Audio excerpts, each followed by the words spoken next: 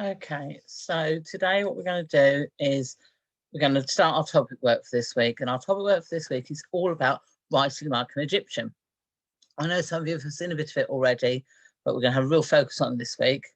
So we're going to think about how Egyptians wrote and why writing was so important. Let's have a look at this then. So today you're going to compare and contrast. And if we remember, there's a really important history skills, saying how things are the same and how things are different. Compare and contrast Egyptian writing with your own. Okay, so you're going to be able to read and understand hieroglyphics, how they were used, not the whole thing, just a little bit. Comment on how things are the same and different between hieroglyphics and English, and write messages in hieroglyphics. The name thing we'll do later in the week. So, first thing, write a message to a friend without using words or letters. If you look on the notebook page, I've written you a little message. Have a go at that. See if you can work out what message I've sent you. And then see if you can send me a message back. So that's your first task.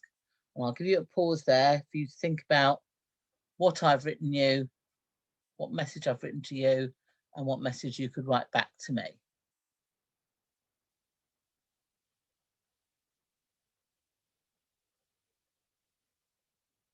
Great. What did you come up with? I wonder. Let's have a look. So we know that the Egyptians wrote in pictures. They didn't use letters, they used pictures. And people have worked out what the letters mean, sort of. And you'll see lots of charts like this that have got different versions, because if you remember, the Egyptians were around for 5,000 years. So in that time, Egyptian writing changed. It got less complicated. When you carve it, it looks slightly different. So all the charts will give you something similar, but not quite the same, but that's okay. So your first task for decoding, there's 2 tasks for the second challenge, 2 tasks for the second challenge. Write the word apple in hieroglyphics. So use the chart to write the word apple in hieroglyphics, and then write how is it different or the same to writing in English. Have a try. Perhaps think about how complicated it is, how many letters there are when you write. How is it different or similar to English?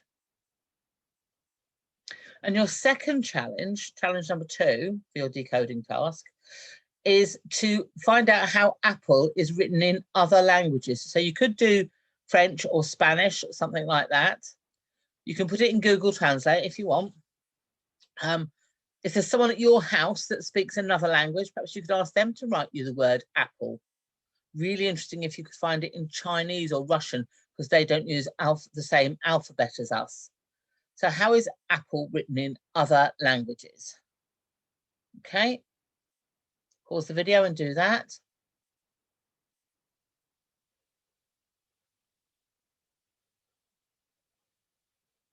Did you manage that? I wonder.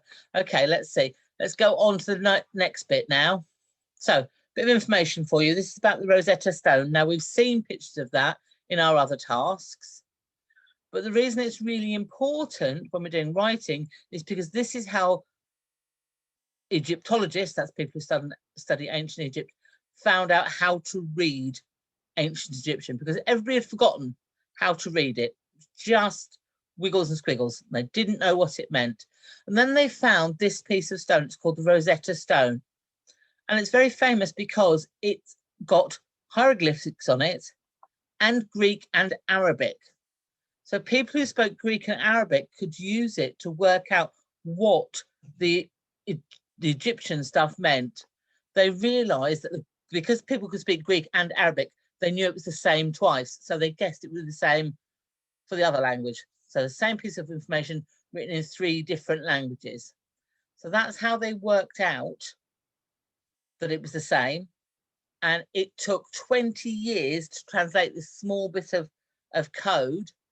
But what they realized was they could use that to work out other ancient Egyptian writing. The Rosetta Stone, found in 1799, that's before Queen Victoria, but used it to find out what all the Egyptian writing meant. Okay, so your main tasks for today. Now, you all need to do the first one, which is decoding the message on the page. And then you've got 1, 2, or 3 star. Can you do all 3? So the 1 star is just to copy one hieroglyph onto paper. Do it beautifully, make it look neat, take a picture of it and insert it into your book, notebook. 2 star, write the word river in hieroglyphics. 3 star, on the notebook underneath the tasks is a piece of information about ancient Egyptian writing. Read through that and then write me 3 facts about ancient Egyptian writing. Which will you pick, 1, 2, or 3 star? Who's feeling 3 star? Can you do all 3? Okay. Good luck with that. And I'll speak to you all later. Bye.